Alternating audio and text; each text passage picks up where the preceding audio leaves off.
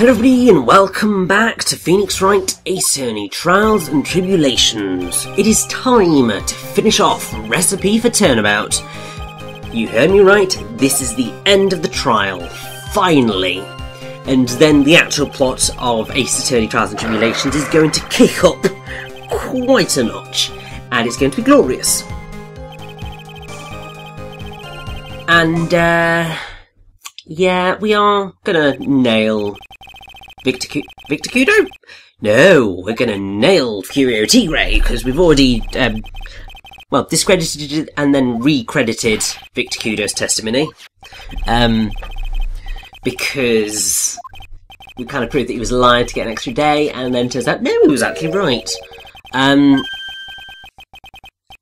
I mean, this is the slight problem. We need to prove his motive. But this too should actually be quite easy, because we've already seen what he picked up from Glenelg. So, yeah, and also, you know, we have the whole $1 million that you needed, Furio Tigre needed to pay to cover Viola Cadaverini's hospital bills. You see, this is why I love the fact that we have an NHS in the UK. Because if you end up in a horrific car accident and get severely injured, then you're not going to get charged through the nose for an expensive operation if it is necessary to saving your life, or if what has happened has caused you, I can't remember exactly what the terminology is,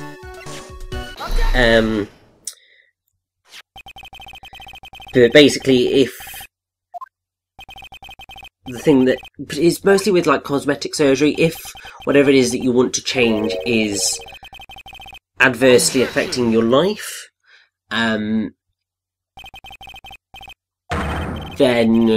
the NHS will, in quite a few cases, pay for surgery, because it's to do with affecting the quality of life, basically.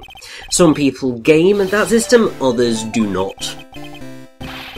And, yes, I have to say, it's kind of slightly horrifically fitting that we are dealing with a case that centres quite heavily around MC Bomber, which is a computer virus, considering the fact that in the UK, in the past, well, oh gosh, it was only like a week or two ago, the whole of the NHS actually was affected by a bit of ransomware, which is obviously a computer virus of sorts,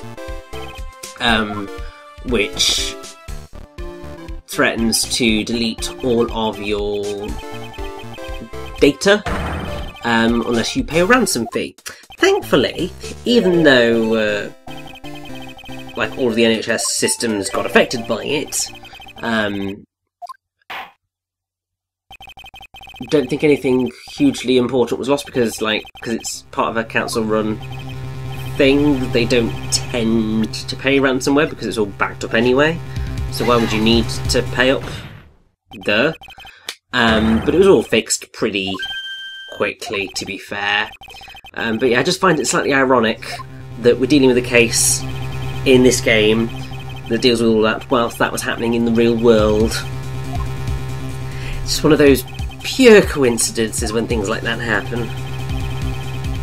And even though that whole thing that happened in the real world didn't actually end up raising that much money, especially in comparison to other cyber attacks that have taken place across the globe, particularly in the day and age, well, even though obviously Phoenix Wright Ace Attorney Trials and Tribulations is meant to take place at around like 2016, 2017,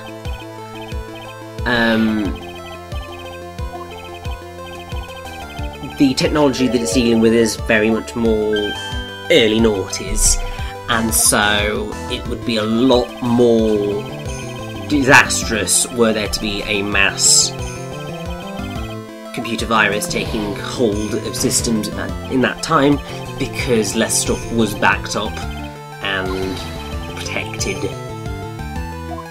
But yes, we have now proven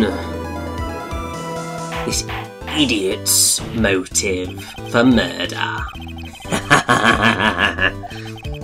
So that there is no way in hell he is going to get out of this one.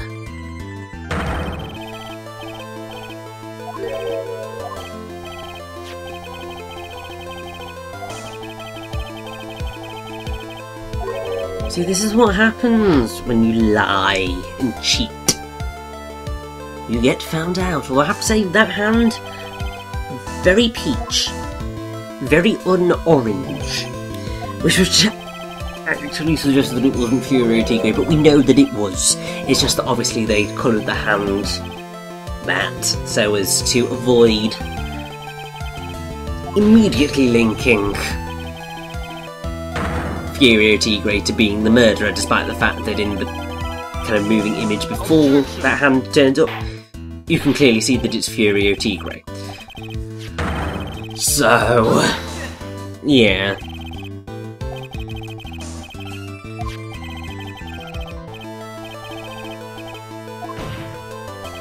So yeah, I don't know why everybody's finding this so hard to swallow. We've basically proven everything at this point. Not necessarily everything, but we've proven a lot. So it would just be nice to, you know, give us the not guilty verdict now. And then we could just finish this all, but it's never that simple.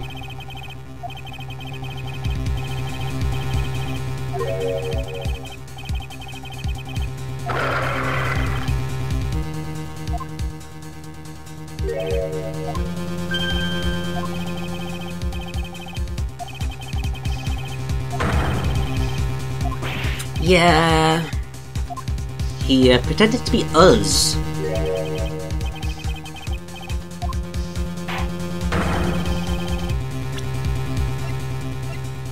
And annoyingly, it worked, despite the fact, you know,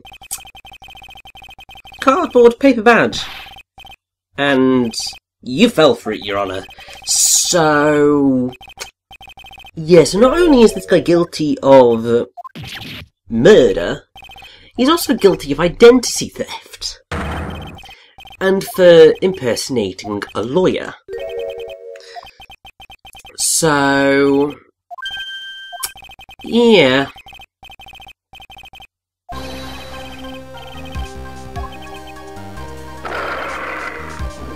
So thank God the judge has actually seen through what was the failure. And good. For God's sakes! My God, the judge believes it to be this man because we know it to be this man because he had his really fake badge with the blue suit. Like, seriously.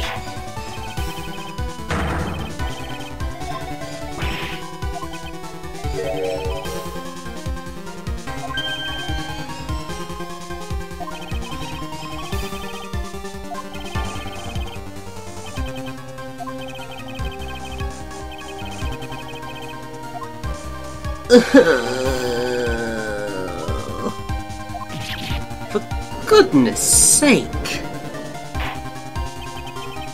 Like, we're so freaking close.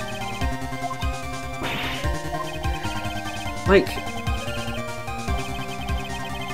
it makes everything make sense. Although no, we do actually have one piece of evidence, we just don't necessarily have it on us.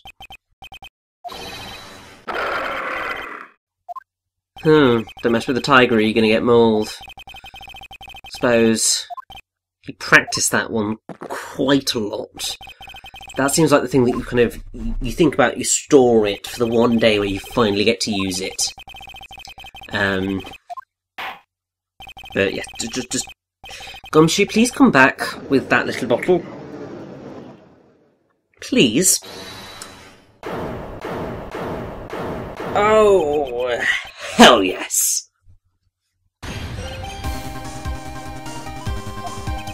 I do love this, because, as I've said many times before, Gumshoe gets the short end of the straw so often throughout this series, and it's just so great that he has a case where ultimately he gets to be the hero, because at the last minute he brings us that decisive piece of evidence, and that's just such a joy to witness.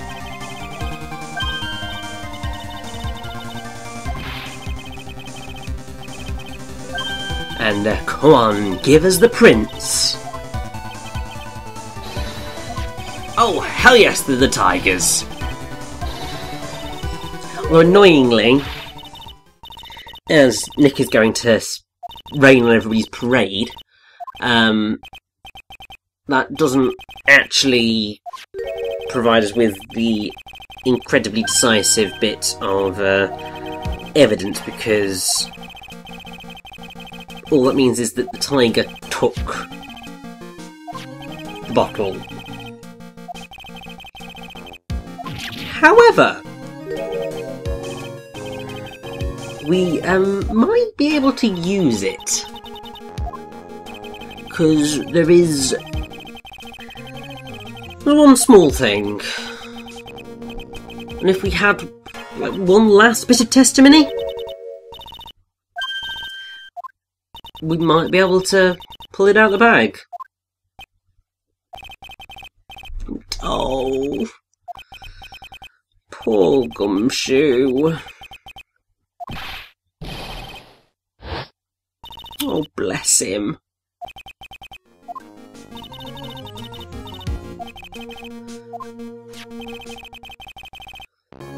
But yes, that's the last bit of evidence that we have. And therefore, that's the only bit of evidence that we're going to be able to use to finish off this case. Like, nothing else is going to do anything at this point. So, we just need to lay down the law. So please, for the love of God, let it work.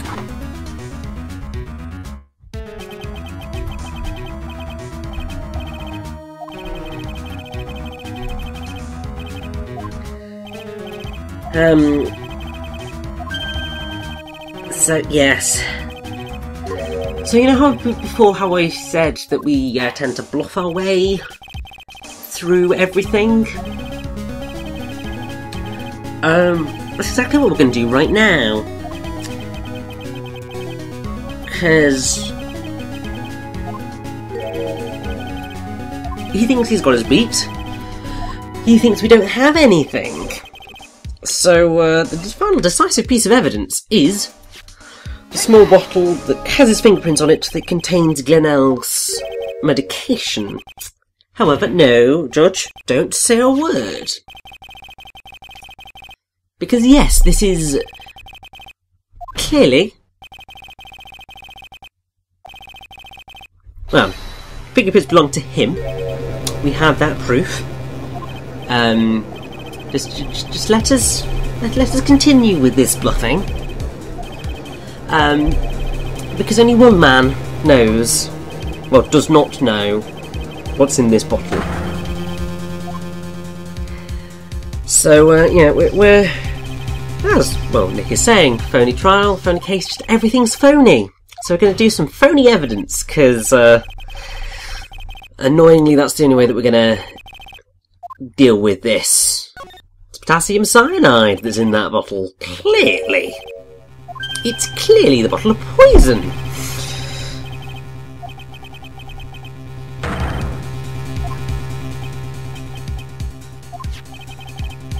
So, yeah.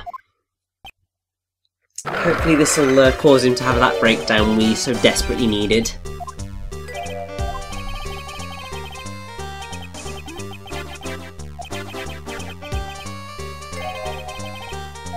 Oh god.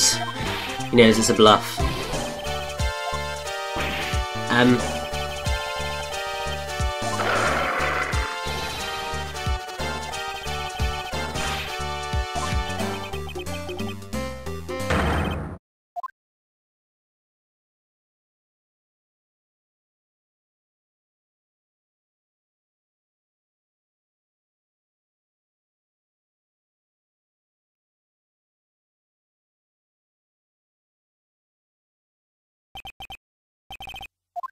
Oh, it's so satisfying.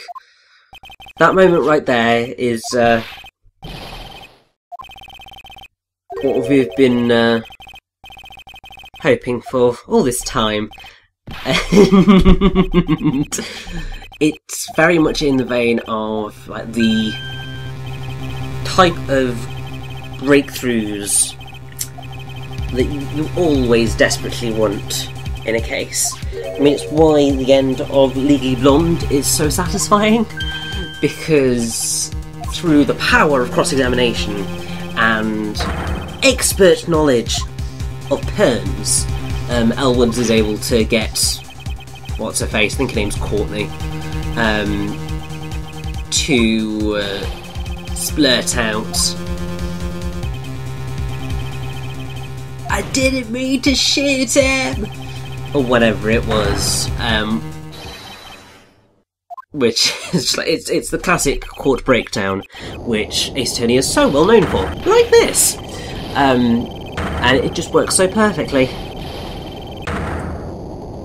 And my god, he really is having a breakdown.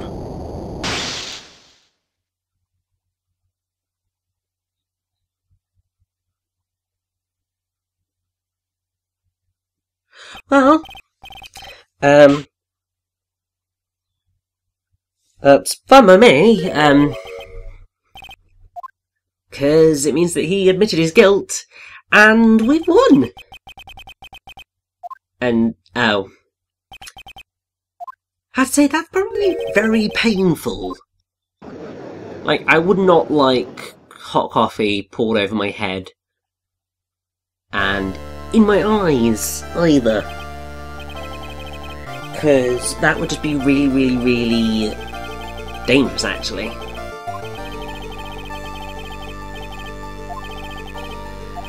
So, yes, thank God, we've managed to get Maggie Bird off for this, this trial. She's not guilty. Absolutely not guilty. So, thank God for that.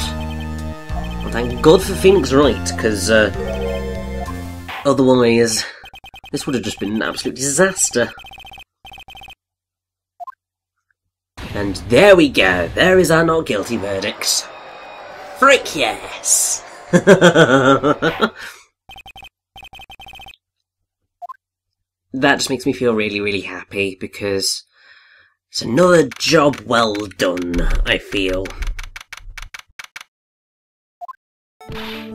Like, we've been desperate for this for so long, and we've finally made it.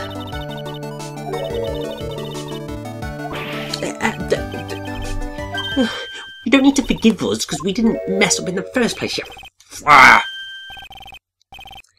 But, oh, bless Gumshoe. He's the hero, and he deserves to be seen as such.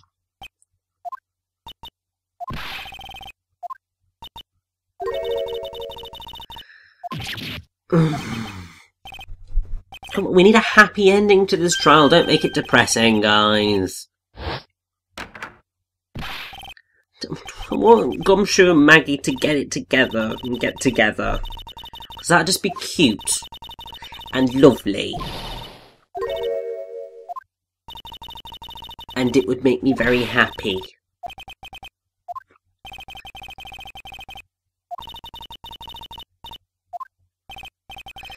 So yeah, we've got one last bit of evidence to present in this trial. Because, I mean, I don't know quite how nice it's going to be at this point, because it's going to have gotten a bit cold. But Detective Gumshoe's been thinking about her all along. And she didn't eat the first batch, but she's damn well going to eat this one. It's another lunchbox.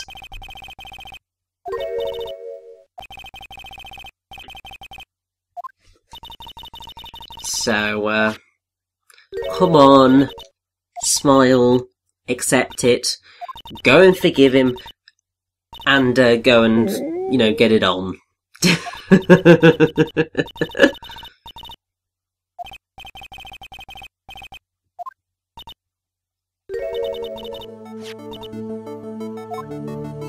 Yeah, Maggie, just scoff the lot. It's all good.